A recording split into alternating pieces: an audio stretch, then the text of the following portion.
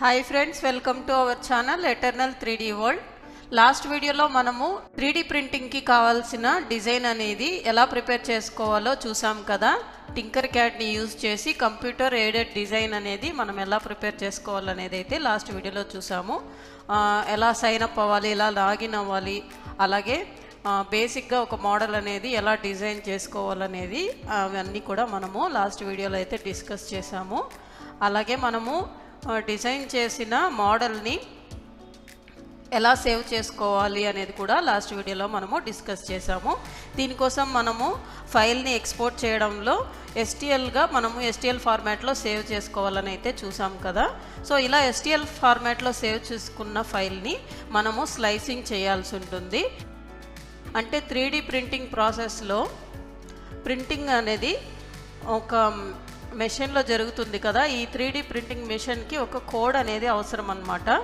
దీనికోసం మనము G code అనేది ప్రిపేర్ చేయాల్సి ఉంటుంది. జీ కోడ్ని బేస్ చేసుకొని ఈ ప్రింటింగ్ ప్రాసెస్ అనేది లేయర్ బై లేయర్గా ప్రింట్ అవ్వడం అనేది జరుగుతుందన్నమాట. ఎస్టిఎల్ ఫైల్ని మనము జీ కోడ్గా కన్వర్ట్ చేయాలి. ఇలా కన్వర్ట్ చేయడానికి మనము స్లైసర్ అని ఒక సాఫ్ట్వేర్ని యూజ్ చేస్తాము.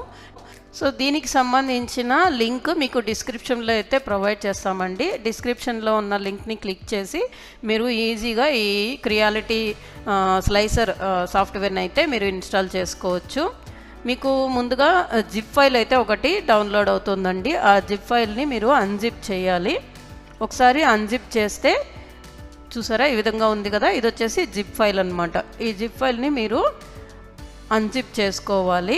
ఎక్స్ట్రాక్ట్ ఫైల్స్ అని ఉంది కదా, అది క్లిక్ చేస్తే మీకు అన్జిప్ అయ్యి ఈ విధంగా ఒక ఫోల్డర్గా అయితే వస్తుంది. ఈ విధంగా వచ్చిన ఒక ఫోల్డర్ని మీరు క్లిక్ చేస్తే ఇక్కడ ఉంది చూసారా, EXE ఫైల్ అనేది వస్తుందన్నమాట. ఇక్కడ ఇందులో సెకండ్ ఆప్షన్ ఉంది కదా, సాఫ్ట్వేర్ అని. ఈ సాఫ్ట్వేర్ అనేది క్లిక్ చేస్తే మీకు ఇక్కడ పైన PDF వస్తుంది. ఈ PDFలో క్లియర్గా మీకు ఇన్స్ట్రక్షన్స్ ఉంటాయి ఎలా ఇన్స్టాల్ చేసుకోవాలనేది. కింద మీకు EXE అది సెటప్ ఫైల్ అన్నమాట. దీన్ని యూజ్ చేసి మీరైతే ఈ స్లైసర్ని ఇన్స్టాల్ చేసుకోవచ్చు. దీన్ని క్లిక్ చేయగానే ఇలాగ మీకు ఒక పాపప్ మెసేజ్ అయితే వస్తుంది. ఇందులో వెల్కమ్ టు క్రియాలిటీ ప్రింట్ సెటప్ అని ఉంది కదా, ఇక్కడ నెక్స్ట్ ఇచ్చేసేయాలి. ఇక్కడ కొన్ని టర్మ్స్ అండ్ కండిషన్స్ ఉంటాయి, ఇవన్నీ కూడా మీరు చదువుకొని ఆ తర్వాత కింద ఐ అగ్రీ అని ఉంది కదా, ఈ ఆప్షన్ అయితే క్లిక్ చేసేయాలి. సో ఇక్కడ ఈ విధంగా క్లిక్ చేయాలి. ఇది మనకు Cలో అయితే డౌన్లోడ్ అవుతుంది. ఇక్కడ మనము నెక్స్ట్ అనేసి క్లిక్ చేయాలి. నెక్స్ట్ ఇక్కడ ఇన్స్టాల్ అనే ప్రొసీజర్ క్లిక్ చేస్తే మనకు సాఫ్ట్వేర్ అనేది ఇన్స్టాల్ అవుతుందన్నమాట. దీనికి కొద్దిగా టైం పడుతుంది.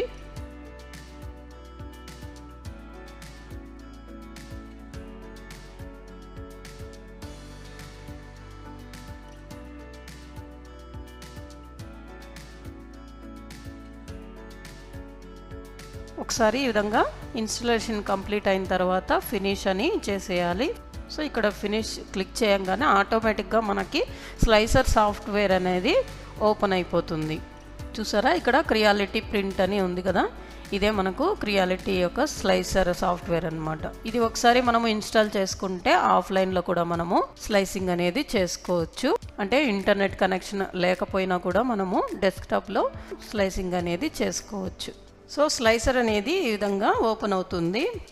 ఓపెన్ చేసిన తర్వాత ఇక్కడ మనకి కొన్ని ఆప్షన్స్ ఉన్నాయి. File, edit, view, tools, model, calibration. ఈ ఆప్షన్స్ అన్నీ కూడా మనము స్లోగా ఒక్కొక్కటి తెలుసుకుందామండి. ఇక్కడ మోడల్స్, ఇలాగే ఓపెన్ ఫైల్, ఒక ఫైల్ని ఎలా ఓపెన్ చేయాలి, ఇలా కొన్ని ఆప్షన్స్ అన్నీ కూడా ఉన్నాయి. అండ్ ఇక్కడ రైట్ సైడ్ మీరు ప్రింటర్ యొక్క సెట్టింగ్స్ కూడా మనము చేసుకోవచ్చు. ఇప్పుడు మనది యూజ్ చేస్తున్నదైతే మనము ఎండర్ 3 V3 KE, అలాగే నాజిల్ సైజ్ వచ్చేసి 0.4 mm అనమాట. సో ఈ విధంగా మన దగ్గర ఉన్న ప్రింటర్ని మనము సెలెక్ట్ చేసుకోవాలి. అక్కడ యాడ్ క్లిక్ చేసిన తర్వాత మనకి ఇంకా వేరే ప్రింటర్స్ ఏవైనా యాడ్ చేసుకోవాలంటే ఇక్కడ ప్రింటర్కి సంబంధించిన సిరీస్ ఉంటాయి. ఆ సిరీస్ సెలెక్ట్ చేసుకొని అందులో ఉన్న మోడల్ మన దగ్గర ఏదైతే ఉందో ఆ ప్రింటర్ యొక్క మోడల్ అనేది మనము ఇచ్చేస్తే దానికి తగ్గట్టుగా స్లైసింగ్ అనేది జరుగుతుందన్నమాట. సో మన దగ్గర ఉన్నదైతే ఇప్పుడు ఎండర్ 3 V3 KE కదా, అదైతే మనము సెలెక్ట్ చేసుకొని ఉన్నాము.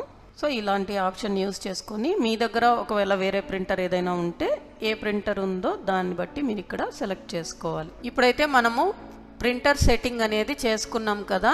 ఎండర్ 3v3 KE, అలాగే నాజిల్ సైజ్ అయితే 0.4 mmకి. దాని తర్వాత ఇక్కడ మెటీరియల్ అనేది చూద్దాము.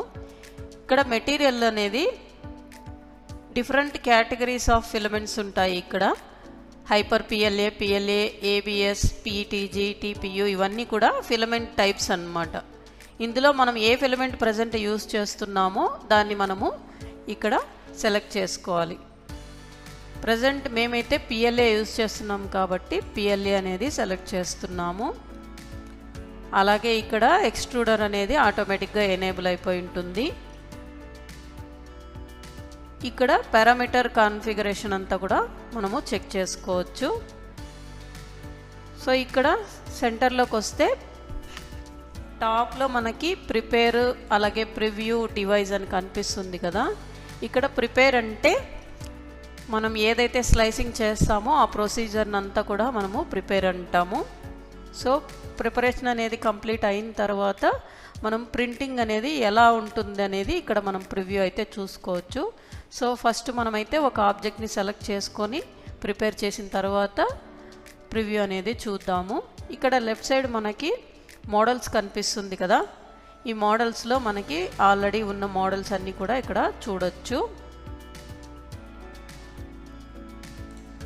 సో నెక్స్ట్ వచ్చేసి ఇక్కడ ఓపెన్ ఫైల్ అని ఉంది. అంటే మనం ఒక ఫైల్ని ఓపెన్ చేయాలంటే దీన్ని క్లిక్ చేయొచ్చు, లేకపోతే పైన ఫైల్ ఉంది కదా ఇక్కడ నుంచి మనము ఫైల్ అనేది ఓపెన్ చేసుకోవచ్చు.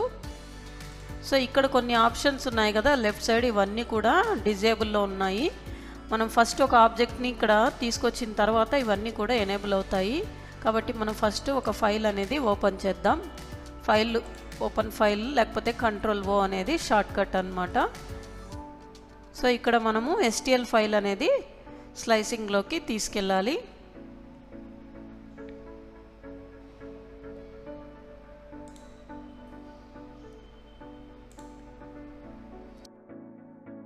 సో ఇది మనము డిజైన్ చేసిన ఆబ్జెక్ట్ అన్నమాట. ఈ డిజైన్ని మనము ఇప్పుడు స్లైస్ చేయబోతున్నాం. దీన్ని క్లిక్ చేస్తే మనకి ఇక్కడ మూవ్ అనే ఆప్షన్ కనిపిస్తుంది కదా, ఇది ఎనేబుల్ అవుతుంది.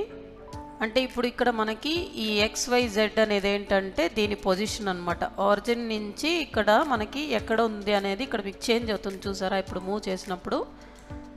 సో దాని ప్లేస్, దాని పొజిషన్ ఎక్కడ ఉందనేది మనము ఇక్కడ చూడొచ్చు అనమాట. X యాక్సిస్లో అలాగే Y యాక్సిస్లో దీని పొజిషన్ ఎక్కడ ఉంది అనేది మనం ఇక్కడ చూడొచ్చు.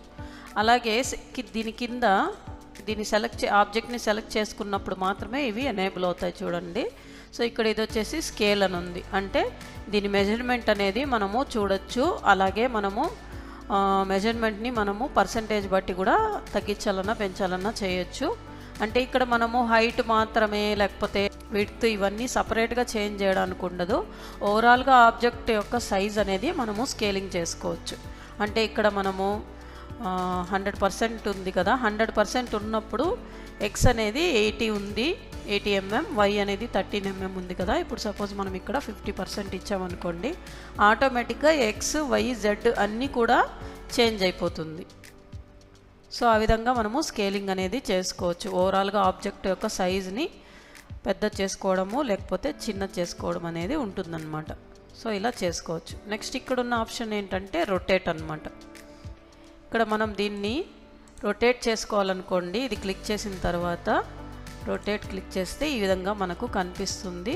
సో మనం ఏ యాంగిల్లో రొటేట్ చేయాలనుకుంటున్నాం అనే దాన్ని బట్టి ఈ విధంగా మనము రొటేట్ చేసుకోవచ్చు. అదే రొటేషన్కి ఆటోమేటిక్గా రొటేట్ అవ్వాలనుకుంటే ఈ ఆప్షన్ సెలెక్ట్ చేసుకుంటే ఇప్పుడు ఈ ఎల్లో మార్క్ అనేది ఇక్కడ పడింది కదా, ఇలా క్లిక్ చేస్తే ముందుకి బెడ్ మీదకి ఇలా పడిందన్నమాట. చూసారా, ఎటర్నల్ అనేది కిందికి వెళ్ళింది. అట్లా మనకి ఇది ఆటోమేటిక్గా, అంటే మన కరెక్ట్ యాంగిల్లో రొటేట్ చేయడం తెలుసు అంటే దీన్ని యూస్ చేసుకోవచ్చు, లేదంటే ఆటోని యూస్ చేసుకోవచ్చు. సో ఇక్కడ పైన అండు రీడు అని ఉంది కదా ఆప్షన్స్, మనం దీన్ని యూస్ చేసుకొని మళ్ళీ బ్యాక్ పొజిషన్కి తెచ్చేసుకోవచ్చు. ఓకే,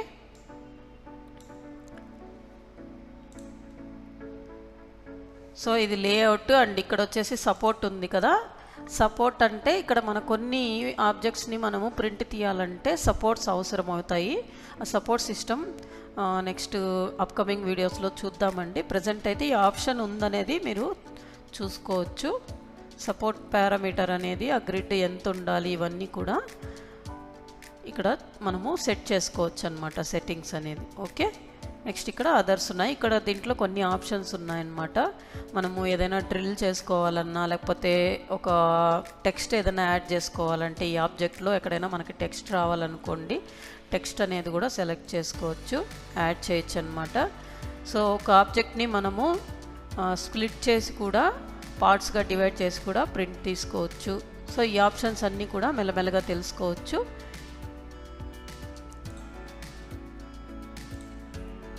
సో ఇప్పుడు మనము స్లైసింగ్ అనేది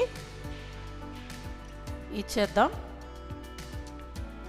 ఇక్కడ చూస్తే స్లైస్ అని ఉంది కదా, దీన్ని క్లిక్ చేసామంటే మనకి స్లైసింగ్ అనేది జరుగుతుంది. ఆటోమేటిక్గా ఇది ప్రివ్యూలోకి వచ్చేసింది చూడండి. దీంట్లో అయితే మనకు సపోర్ట్ అనేది అడుగుతుంది. సపోర్ట్ ఇవ్వకపోతే ప్రింట్ అవ్వడం జరగదని ఇక్కడ మనకి డైలాగ్ బాక్స్ అయితే వచ్చింది. ఇక్కడ యాడ్ సపోర్ట్ ఇచ్చేస్తే ఆటోమేటిక్గా సపోర్ట్ అనేది వస్తుందన్నమాట. కానీ కొన్నిటికి మనము మాన్యువల్గా సపోర్ట్ ఇవ్వాల్సి ఉంటుంది, అది నెక్స్ట్ వీడియోస్లో చూద్దాము. సో యాడ్ సపోర్ట్ అని ఇచ్చిన తర్వాత మళ్ళీ మనం ఒకసారి స్లైస్ అనేది క్లిక్ చేయాలి. ఇప్పుడు స్లైస్ అవుతుందన్నమాట. దీన్ని మనము ప్రివ్యూ చూడాలనుకుంటే ఇక్కడ కింద స్టార్ట్ బటన్ ఉంది, దీన్ని క్లిక్ చేస్తే మనకి లేయర్ బై లేయర్గా ఎలా ప్రింట్ అవుతుంది, ప్రింటింగ్ ప్రొసీజర్ ఎలా ఉంటుందనేది మనం ఇక్కడే చూడొచ్చు. అదే మనం స్టెప్ వైజ్గా చూడాలనుకుంటే ఇక్కడ ప్రివ్యూ వే ఉంది కదా, ఇందాక లేయర్ ఉన్నింది, ఇప్పుడు స్టెప్ ఇచ్చామనుకోండి, స్టార్ట్ అని కొడితే ఒక్కొక్క స్టెప్ ఎలా ప్రింట్ అవుతుందని అయితే మనము క్లియర్గా అబ్జర్వ్ చేయొచ్చు. అలాగే మనకి ఎన్ని లేయర్స్ ఉందనేది కూడా మనం ఇక్కడ రైట్ సైడ్ గమనించవచ్చు. అలాగే ఎన్ని స్టెప్స్ ఉంటాయి, ఎన్ని లేయర్స్ ఉంటాయి, ఇవన్నీ కూడా మనము ఇక్కడ చూడొచ్చు. అలాగే ప్రింట్ స్పీడ్ కూడా మనము చేంజ్ చేసుకోవచ్చు. ఓకే, అండ్ ఇక్కడ రైట్ సైడ్కి వచ్చేసరికి మనకి ఒక విండో కనిపిస్తుంది కదా, ఇది వచ్చేసి జీ కోడ్ ప్రివ్యూ అనమాట. మనం ఇప్పుడు ఇదంతా ప్రిపేర్ చేస్తున్నది జీ కోడ్ కదా, జీ కోడ్ ప్రివ్యూ అనేది ఇక్కడ మనం క్లియర్గా చూడొచ్చు. ఇక్కడ ప్రింటింగ్ టైం అనేది 6 minutes 25 secondsగా చూపిస్తుంది. అలాగే మెటీరియల్ వెయిట్ వచ్చేసి 7.78 grams, మెటీరియల్ లెంత్ వచ్చేసి 0.26 meters, అలాగే మెటీరియల్ కాస్ట్ కూడా ఉందన్నమాట. ఇక్కడ మనకి ప్రింటింగ్ ప్లాట్ఫామ్, నాజిల్ ఇవన్నీ కూడా ఎనేబుల్లో ఉంటాయి. సో ఇక్కడ మనము జీ కోడ్ని చూస్తే ఇదంతా కూడా మనకి కోడింగ్ అనమాట. ఈ కోడ్ బట్టి మనకి ప్రింటర్లో ప్రింటింగ్ అనేది జరుగుతుంది. సో ఇక్కడ మనకి అవుటర్ వాల్, ఇన్నర్ వాల్ ఇవన్నీ కూడా మనకి కలర్లో మనకి ఉంటాయన్నమాట. మనకి ఏ కలర్ దేన్ని ఇండికేట్ చేస్తుంది అనేది ఇక్కడ కలర్ ఇండికేటర్స్ అనేది ఉంటుంది. సో ఇదన్నమాట outer wall, inner wall, skin, support, infill. ఈ ఇన్ఫిల్ గురించి అంతా కూడా మనము డీటెయిల్గా అప్కమింగ్ వీడియోస్లో చూద్దాము. సపోర్ట్ ఇన్ఫిల్ ఎలా ఉంటుంది ఇవన్నీ కూడా. సో ఈ విధంగా స్లైస్ అనేది అయిపోతుంది. ఇప్పుడు మనము దీన్ని ఎక్స్పోర్ట్ టు లోకల్ అని ఇచ్చామంటే ఈ సిస్టంలో మనకి ఫోల్డర్గా సేవ్ అవుతుంది. దాన్ని మనము పెన్ డ్రైవ్కి కాపీ చేసుకొని ప్రింట్ అనేది ఇచ్చేయచ్చు. లేకపోతే ల్యాన్ ప్రింటింగ్ అని ఇక్కడ ఉంది చూసారా, అంటే సిస్టమ్కి అలాగే ప్రింటర్కి ఒకే వైఫై నెట్వర్క్ కనెక్షన్ ఉంటే దీంట్లోంచి మనము డైరెక్ట్గా ప్రింట్ అనేది ఇచ్చేసేయచ్చు. అంటే ఇప్పుడు ప్రింటర్ ఆన్లో ఉండి మనం ఇక్కడ ల్యాన్ ప్రింటింగ్ అనేది క్లిక్ చేసామంటే డైరెక్ట్గా ప్రింటింగ్ అనేది స్టార్ట్ అయిపోతుంది. అలాగే మనము క్రియాలిటీ క్లౌడ్లో కూడా అప్లోడ్ చేసుకోవచ్చు మనం స్లైస్ చేసిన ఈ ఫైల్ అనేది, జీ కోడ్ అనేది. సో అది ఫ్రెండ్స్, ఇంకా చాలా ఆప్షన్స్ ఉన్నాయండి, అవన్నీ కూడా లేటర్ ఆన్ స్లోగా తెలుసుకుందాము. ఇప్పటి వరకు అయితే స్లైసింగ్ అనేది మీకు అర్థమైందని అనుకుంటున్నాను. 3D ప్రింటింగ్కి కావాల్సిన కంప్యూటర్ ఎయిడెడ్ డిజైన్ అనేది ఎలా ప్రిపేర్ చేసుకోవాలి, దాని తర్వాత స్లైస్ అనేది ఎలా చేయాలి, అండ్ ప్రింటింగ్ ప్రాసెస్ ఎలా ఉంటుంది అనేది మన వీడియోస్లో అయితే క్లియర్గా ఎక్స్ప్లెయిన్ చేశాను. ఐ హోప్ మీకు ఈ వీడియో అర్థమైందని అనుకుంటున్నాను. మరొక మంచి వీడియోతో మళ్ళీ మీ ముందుకు వచ్చేస్తాను. అంతవరకు take care, bye bye friends, thank you.